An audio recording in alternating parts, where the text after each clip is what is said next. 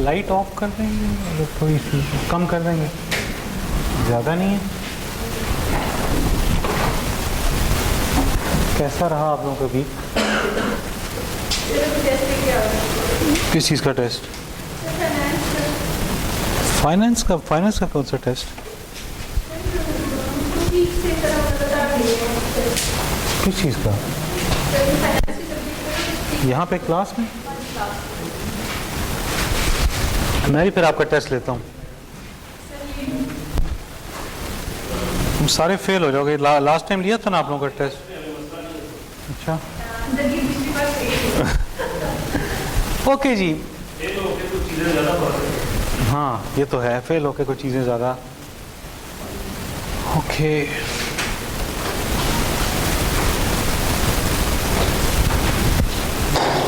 Okay जी, आज का जो टॉपिक है, देखें कोई भी प्रोजेक्ट आप स्टार्ट करेंगे ना, कोई भी चीज़, तो आपको बेसिकली ये देखना है कि वो क्या प्रॉफिट लॉस है, उसमें करना चाहिए या नहीं करना चाहिए। ठीक, सिंपल आपको प्रॉफिट लॉस का क्या फॉर्मूला क्या है प्रॉफिट लॉस का? थोड़ा बोर्ड साफ करेंगे और साथ मार्कर भी रखें, कुछ आपसे लिखवाना है थोड़ा सा ना।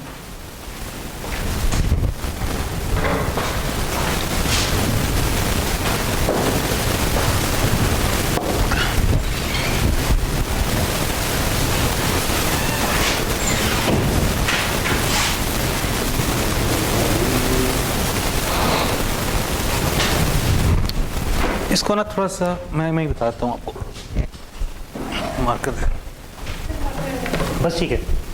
प्रॉफिट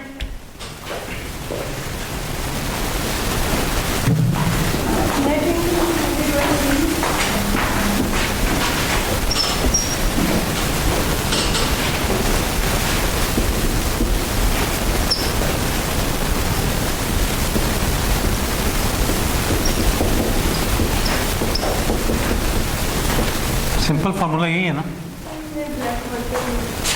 नहीं, कुछ से क्या होता है?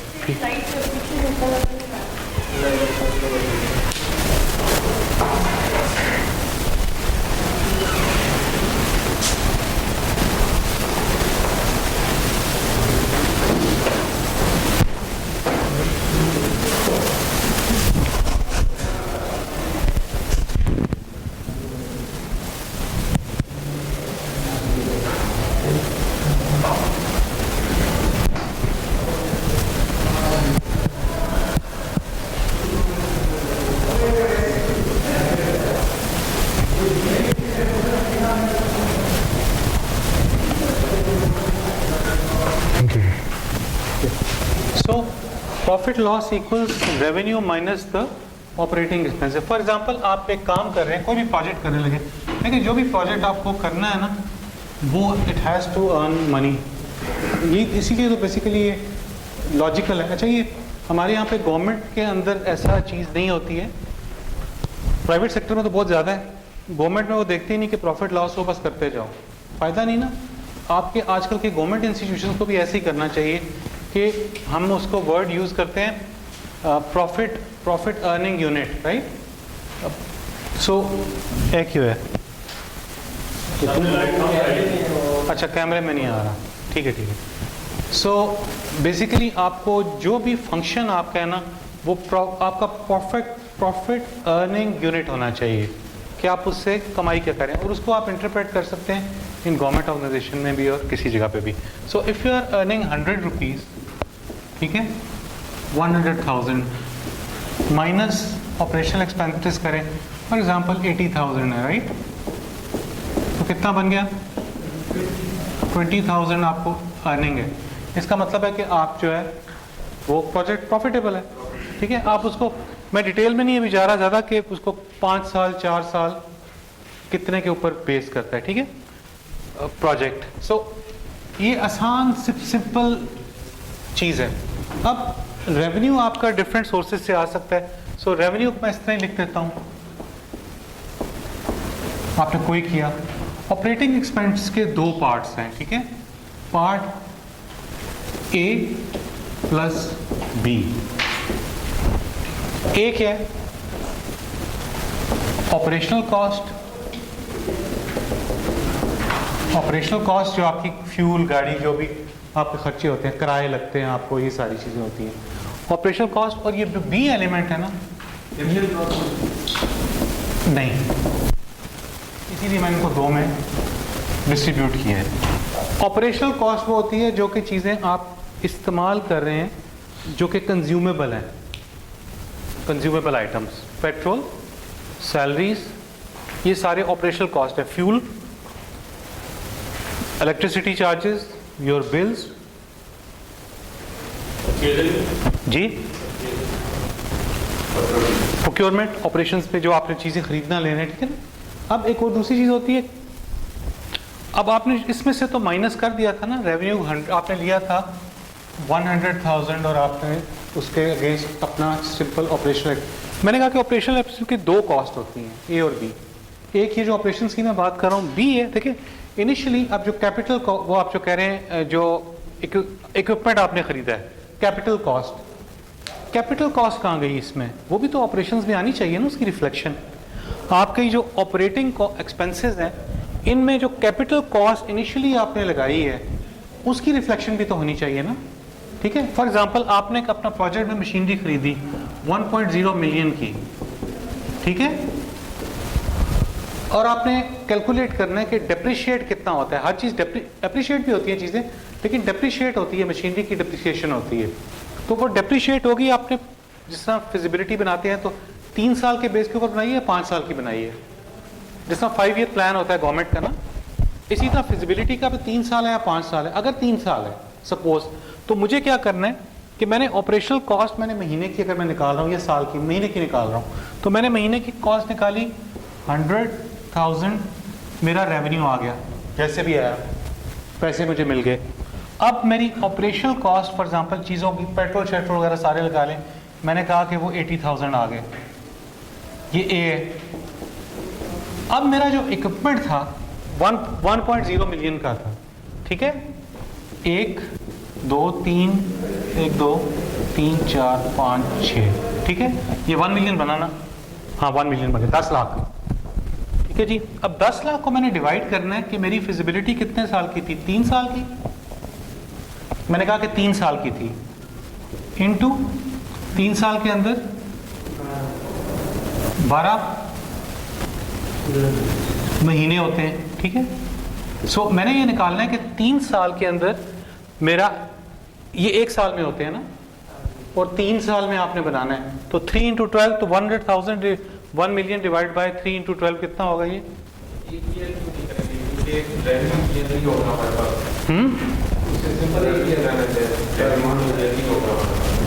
नहीं, मैं मंथली पे आ जाता हूँ ना, मैं मंथली पे आ रहा हूँ, इसलिए कह रहा हूँ कि ईयरली भी कर सकते हैं आसानी से, लेकिन फॉर एग्जांपल आपके 3 साल हैं, तो 3 इयर्स और हर साल में 12 महीने होते हैं, तो पर महीना मेरे कितना लगेगा, 3 साल में डेप्रिशिएट होगा 3 इंटू 12, तो ये जो कितना कितना आता है 26,000,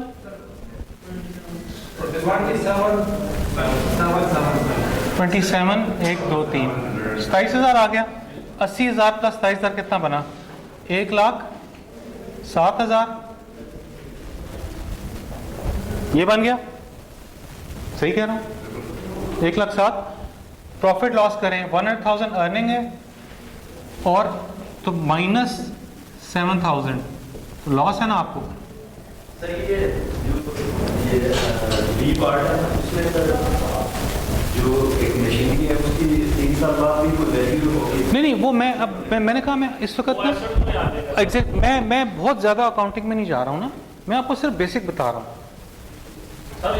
उसमें आएंगे। मैंने कहा था ना एप्रिसिएशन भी हो सकती है किसी चीज़ की, कोई गाड़ी खरीदी हुई है आपने 1 मिलियन में कैपिटल में के अंदर गाड़ी खरीद ली है, अब गाड़ी की प्राइस पहले 5 लाख थी, अब वो 7 लाख हो गई है, 2 लाख ज़्यादा भी हो गई है, तो चीज़ों की एप्रिसिएशन भी हो जाती है लेकिन डेप्रिसिएशन भी होती है, तो हम बेसिकली डेप्रिसिएटेड वैल्यू लाते हैं। तो कहने का मकसद सिर्फ इतना है कि जो ऑपरेटिंग एक्सपेंस होता है ना, एक तो वो ऑपरेशनल कॉस्ट तो होती हैं, लेकिन उसमें इनिशियल आपने जो कैपिटल डाले थे पैसे, उसका एक पोर्शन भी ऐड करना होता है, ठीक है, हर साल में ऐड करना होता है, हर महीने के अंदर ऐड करना होता है, ताकि हमारे पास एक्चुअल फिगर आए कि हमारा प्रोजेक्ट प्रॉफिट में जा रहा है या लॉस में जा रहा है। यहाँ तक समझ आती है?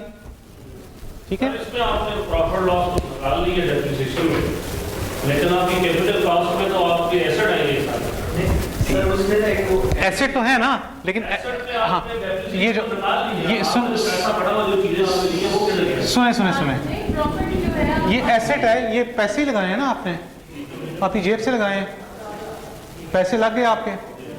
अब आपने निकालना है कि मुझे प्रॉफिट या लॉस हो रहा है, तो आपने इसका पोर्शन, क्योंकि इसकी डेप्रिसिएशन का अमाउंट तो लगाएंगे ना, हर साल मशीनरी डेप्रिशिएट हो रही है। डेप्रिसिएशन तो आपने निकाल ली, जो कैपिटल कॉस्ट पे लग गया है जितनी मल्टीनेशनल कंपनी है वो अपने एसेट लगा उसकी कॉस्ट होगी ना एसेट की, जितनी कॉस्ट है तो वो उसमें माइनस में नहीं जाएगा, आपका कॉस्ट सिर्फ डेप्रिसिएशन वैल्यू आपकी मल्टीप्लाई करेंगे। सारी चीजें तो डेप्रिसिएशन नहीं होगी ना। ओहो मैं तो मैं सुने ना ओके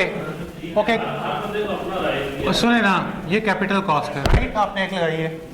अब उसमें कुछ चीज़ें जो है वो माइनस में है, ठीक है, कुछ चीज़ें प्लस में है, कुछ माइनस में है, कुछ प्लस में है राइट। इन सबको आप ऐड कर लो तो जो अमाउंट आएगा x, ठीक है, वो तो उसमें ऐड करना है ना हमें डिप्रिसिएशन का, या डिप्रिसिएशन होगी ये या नेगेटिव में होगा या ये पॉजिटिव भी हो सकता है, अप्रिसिएशन भी हो सकती है, दोनों हो सकती हैं। तो वो उसके अंदर उधर चला जाएगा आपका। अगर चीज़ें अप्रिशिएट हो रही हैं तो अप्रिशिएट हो जाएंगी, अगर डेप्रिशिएट हो रही हैं तो डेप्रिशिएट हो जाएगी, तो वो वैल्यू पॉजिटिव या नेगेटिव हो जाएगी। फॉर एग्जांपल मैं कहता हूँ कि सारा अप्रिशिएशन हो रही है, तो यहाँ पे -27,000 आ जाता है फॉर एग्जांपल ना, अप्रिशिएट कर रही है सारी ना, इस तो बजाय माइनस आ गया तो माइनस और माइनस प्लस हो जाएंगे, ठीक है, तो ये इसमें ऐड हो जाएगा।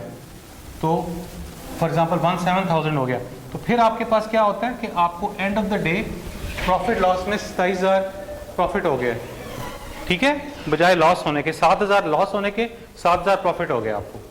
तो आपका वो अब समझ आ गई आपको, क्लियर है आप? ये इसको एग्जांपल के थ्रू देखते हैं तो थोड़ा हमें ज़रा ज़्यादा आइडिया हो जाएगा। अब लाइट्स ऑफ कर दो, आहिस्ता कर दो।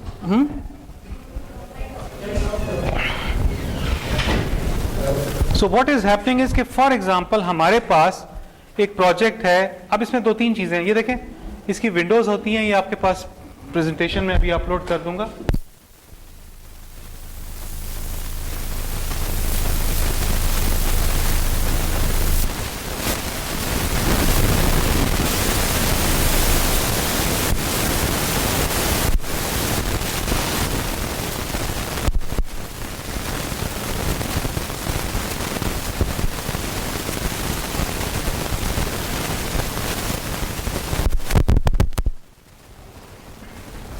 कैपिटल में कितनी हुई थी इन्वेस्टमेंट, उसके बाद हमने देखना है कि हमारा रेवेन्यू, ये टीआर है, हमारा रेवेन्यू कितना आता है, ये दूसरी चीज़, और हमारे ऑपरेशनल एक्सपेंडिचर्स कितने आते हैं, ठीक है, ऑपरेशंस के एक्सपेंडिचर हमने निकालने हैं, ठीक है। सो इन चीज़ों को देखते हुए हम लोग जो है ना, यही सेम फार्मूले का कॉन्सेप्ट जो है वो हम लोग यूज़ करेंगे। सो ये ऑपरेशनल एक्सपेंडिचर्स हैं। So we'll start with the first one ताकि कंफ्यूजन ना हो। सो आपने कोई प्रोजेक्ट स्टार्ट किया, ठीक है, उसमें आपने क्या किया कि आप लोगों ने मशीनरी और इक्विपमेंट खरीदा। उसकी कैटेगरीज हो सकती हैं, उसमें डिफरेंट टाइप ऑफ इक्विपमेंट है, hardware,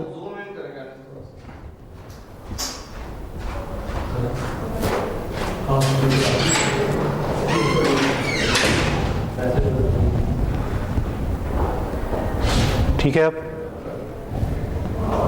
okay, this is the one. Okay, we are talking about machinery and equipment, जो भी उसके डिफरेंट टाइप हो सकती हैं। फॉर एग्जांपल ऑफिस इक्विपमेंट हो सकता है, मशीनरी हो सकती है, ठीक है, जो भी हो सकता है। तो उसके ऊपर हमारी कॉस्ट आती है 72 + 6, ये कॉस्ट आ गई, ठीक है। इसके साथ साथ हमने वो अब कॉस्ट निकालनी है जो कि हमारी कैपिटल कॉस्ट होगी, ठीक हो गया। जो मैंने 1 मिलियन वहाँ लिखा था, मैं उसकी बात कर रहा हूँ, ये वो कैपिटल कॉस्ट की बात कर रहे हैं। उसके बाद आपको बिल्डिंग मॉडिफिकेशन करनी पड़ जाती है, वो भी कैपिटल कॉस्ट है, आप अपने पैसे लगा रहे हैं उसके अंदर। उसके अलावा ऑफिस रेनोवेशन के लिए कॉस्ट आपके पास आती है कि आपने कंप्यूटर्स खरीदने हैं, आपने टेबल्स खरीदनी है, कुर्सियाँ खरीदनी हैं, फर्नीचर वगैरह खरीदना है, ठीक है। व्हीकल्स खरीदनी है आपने, उसके 5 मिलियन आ गए आपके पास, ठीक है। ये यहाँ पे क्वांटिटी लिखी हुई है और आगे यूनिट कॉस्ट लिखती है और टोटल मल्टीप्लाई कर दिए। सो उसके बाद हमारे पास व्हीकल्स की कॉस्ट है कि 20 व्हीकल्स नहीं, और हर एक की कॉस्ट जो मिलियन में थी 0.25 मिलियन की थी, ठीक है, रुपीज़ या डॉलर्स जो मर्जी, रुपीज़ हैं ये इस वक्त यहाँ पे। सो आपने क्या किया कि टोटल निकाल लिया कि आपके पास, अच्छा अनफोर्सीन होता है, अनफोर्सीन एक हम हमेशा हमने देखें डिफरेंट प्रोजेक्ट्स करते हैं, हर एक में अनफोर्सीन कॉस्ट रखते हैं कि कोई एडिशनल एक्सपेंडिचर हो सकता है जिसको कि आपने इनकॉर्पोरेट करना है अपनी कैलकुलेशन के अंदर, तो वो कितना होना चाहिए। अनफोर्सीन एज पर एक्चुअल भी हो सकता है, ठीक है, लेकिन हमने देखा कि जो भी प्रोजेक्ट मैनेजमेंट में या जितने लोग भी प्रोजेक्ट्स करते हैं आज तक ना, तो वो उन्होंने अंदाज़ा लगाया कि ये जो कॉस्ट होती है ना अनफोर्सीन, ये जनरली अराउंड 4% होती है, 4% ऑफ द टोटल कॉस्ट, ठीक है, क्लियर है, 4%। अब आप ऐड करें 72 प्लस 6.5 1.555 को ऐड करें और इसका 4% ले लें तो वो बनेगा 3.60 मिलियन। डन? यहां तक किसी को क्लियर ना हो? पठान भाइयों तुम्हारे आज हवास उड़ गए हैं, क्या हो गया? हैं? ठीक है, पक्की बात है। सो हमने क्या किया, उसको भी ऐड किया 4%, क्योंकि प्रोजेक्ट में कॉस्ट ज़्यादा हो जाती है। हम एक्चुअल फिगर भी हमें पता लग सकता है, लेकिन हम शुरू के प्रोजेक्ट को स्टार्ट कर रहे हैं, फिजिबिलिटी बना रहे हैं ना कि हमारे लिए ये काम करना फिजिबल है या नहीं है। ये काम कोई दुकान हो सकती है, कोई चीज़ हो सकती है, राइट। सो आपने क्या किया कि आपने अनफोर्सीन 4% भी डाल दी, क्योंकि स्टैंडर्ड आप देखते हैं कि प्रोजेक्ट्स में इतनी होती है। सो आपके पास टोटल इक्विपमेंट कॉस्ट जो आती है, कैपिटल कॉस्ट, वो आ गई प्रोजेक्ट की 93.6 मिलियन। क्लियर? ये हम क्यों निकाल रहे हैं? क्योंकि हमने डेप्रिसिएशन निकालनी है, इसलिए हमारे पास ये कॉस्ट होनी चाहिए। अब आगे आ जाएं, नेक्स्ट इज कि आपके पास ऑपरेटिंग एक्सपेंसेस जो है ना हमारे पास, वो कितने हैं, ठीक है, ऑपरेशंस एंड मेंटेनेंस। अब ईयर वाइज करें, फॉर एग्जांपल हमारा ये 5 साल के ऊपर बेस करता है ये प्रोजेक्ट हमारा, ठीक है, तो 3 इयर्स भी हो सकता है, 5 इयर्स हमने कर दिया। Operation and maintenance cost basically is 6% of the equipment cost. तो हमने जो ऑपरेशंस की इक्विपमेंट की कॉस्ट थी उसका 6% निकाल लेंगे, ठीक है। सो 4.3, अच्छा ईयर 2 में हमारे पास जो है वो थोड़ी ज़्यादा होगी ऑपरेशन मेंटेनेंस। ये हर साल की आप देख सकते हैं कि हर साल में आपकी कॉस्ट जो है वो इंक्रीज करेगी, राइट। पहले साल की आपने निकाल ली, उसके बाद डेप्रिसिएशन आपने निकाली, ठीक है। डेप्रिसिएशन कैसे निकालते हैं? मैंने वो जो बताया था आपको, 1 million divide by number of years into 12, ठीक है। तो डेप्रिसिएशन का अमाउंट आपने निकालना है, वो आपके पास आ जाता है 14.04 मिलियन। फिर आपके पास ऑपरेशन कॉस्ट क्या आती है? एडवर्टीजमेंट, प्रमोशन, व्हीकल के मेंटेनेंस और फ्यूल्स की बात हो रही है, ये वो आ जाती है। ये नजर आ रहा है आपको? सॉरी, ये इसको ज्यादा कर दूं, ये आप ठीक हो गया। So are you getting me? Operation and maintenance cost जो है ईयर 1, ईयर 2, ईयर 3 की निकाल ली। डेप्रिसिएशन आपने स्ट्रेट लाइन अप्रोक्सीमेशन मेथड ये कहलाता है कि मैंने टोटल अमाउंट कैपिटल कॉस्ट का, जो पहले कैपिटल कॉस्ट मैंने यहां से निकाली थी, ठीक है, उसको मैंने डिवाइड किया नंबर ऑफ ईयर्स 5 में, 5 साल के लिए हम निकाल रहे हैं। सो हम लोगों ने एनुअल ऑपरेशन एक्सपेंसेस, सो एडवर्टीजमेंट आपने की, उसकी कॉस्ट है, व्हीकल्स रेंट आपने पे किए, रिवॉर्ड मनी जो एजेंट्स को दिया में भी कि उन्होंने काम किया तो आपने उनको रिवॉर्ड किया कि अगर इतनी सेल्स करोगे तो इतने पैसे एक्स्ट्रा देंगे, एचआर कॉस्ट है ये।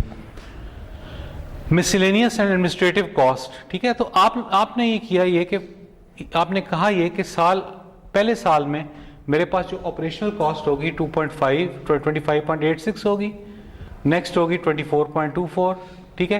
तो ये ऑपरेशनल कॉस्ट आ गई हमारी 5 साल के अंदर। यहां क्लियर है? अब ये हमारी ऑपरेशनल कॉस्ट है, इसमें हमने डेप्रिसिएशन शामिल कर ली है।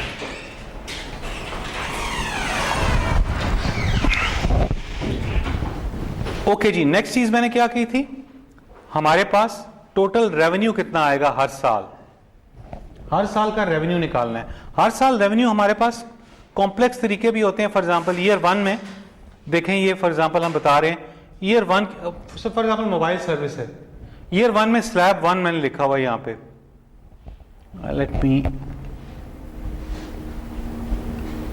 डू दिस, क्योंकि आपके पास जो रेवेन्यू आएगा वो डिफरेंट चीजों से आएगा ना।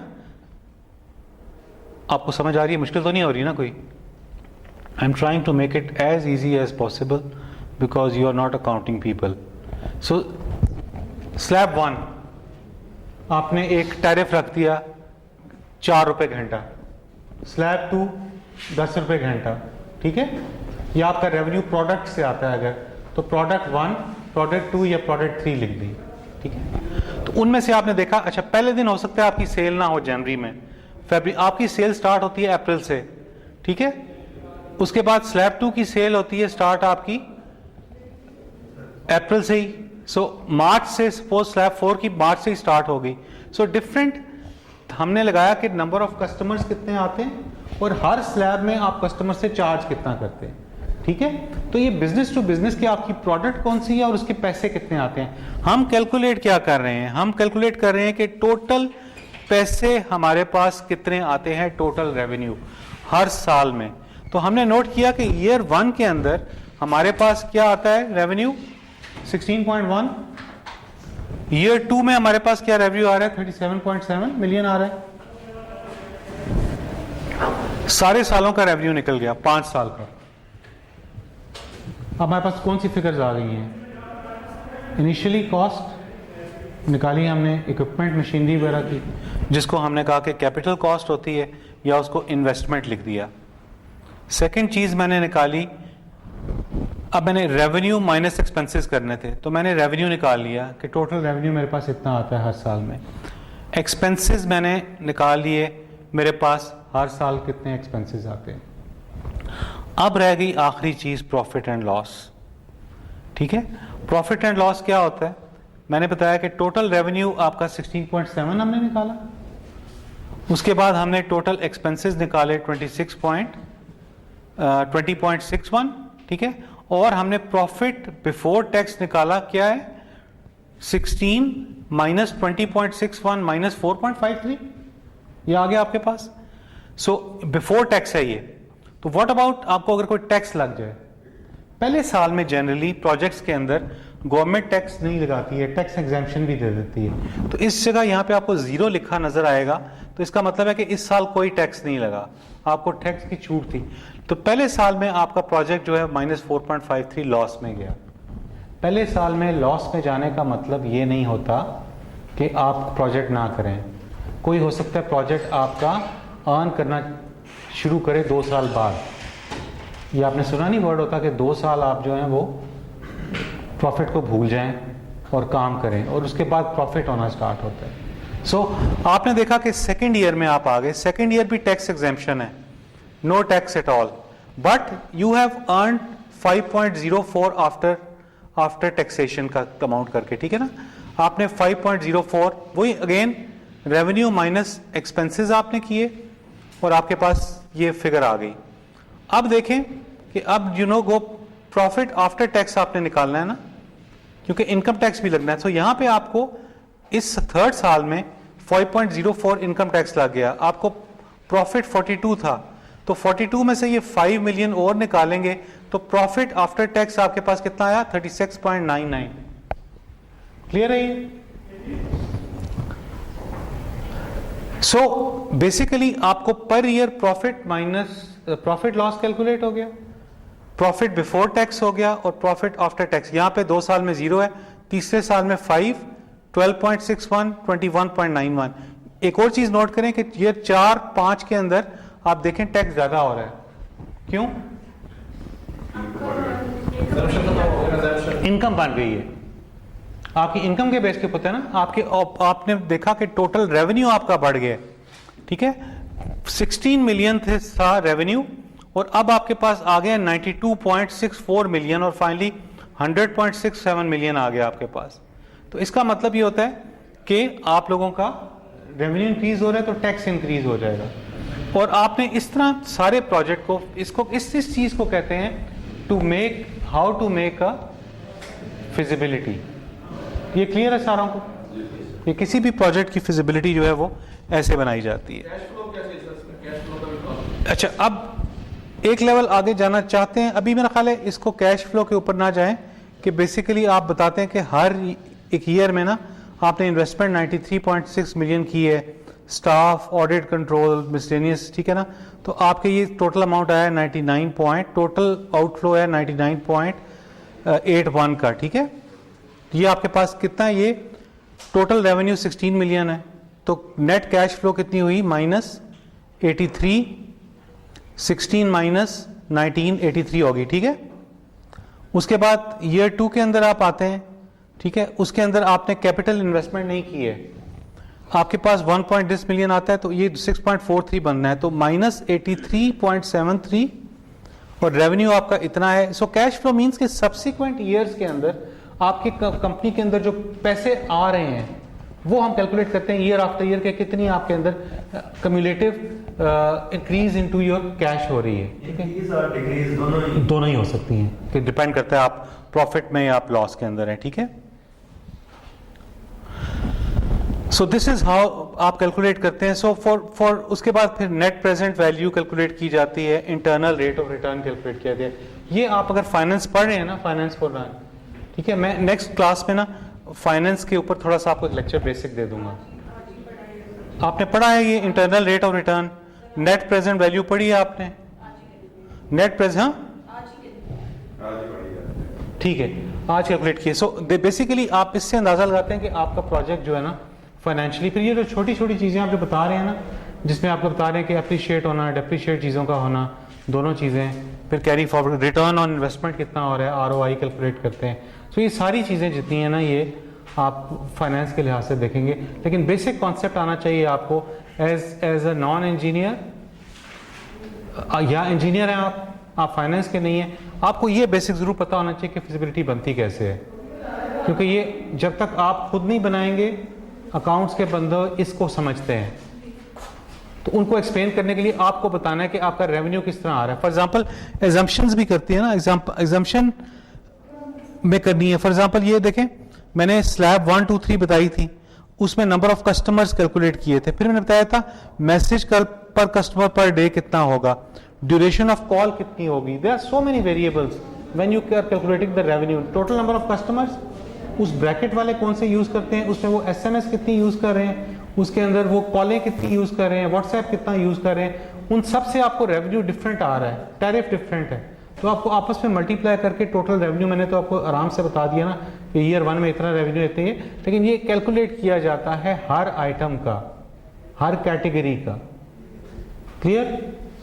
सो this is how we calculate. इसमें किसी का क्वेश्चन हो फिजिबिलिटी के बारे में? I load this on to the drive about feasibility. ठीक है जी, ओके जी।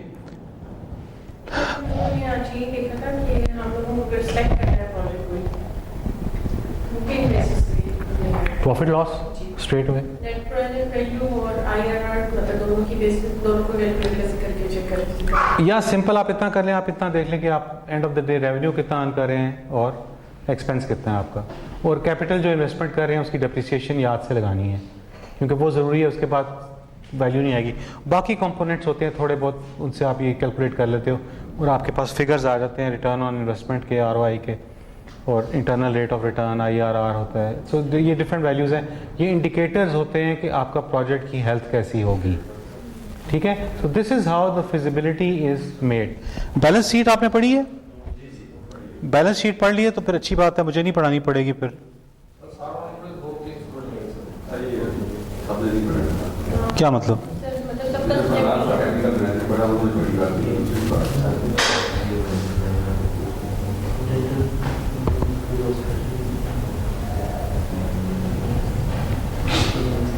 कोई ज़्यादा दिमाग तो नहीं इस्तेमाल हो गया आपका? पढ़ा दो बैलेंस शीट जो नहीं पढ़ी। यहाँ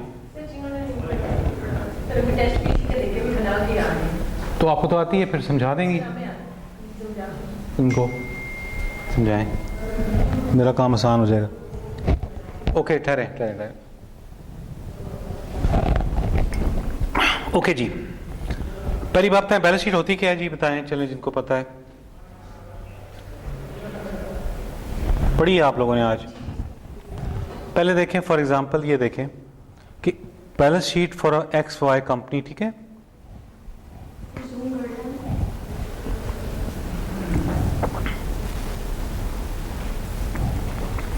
अब ठीक हो गया जी। ओके जी, for a company XX 2 year है, ये 2021 2 साल के कंपेरिजन का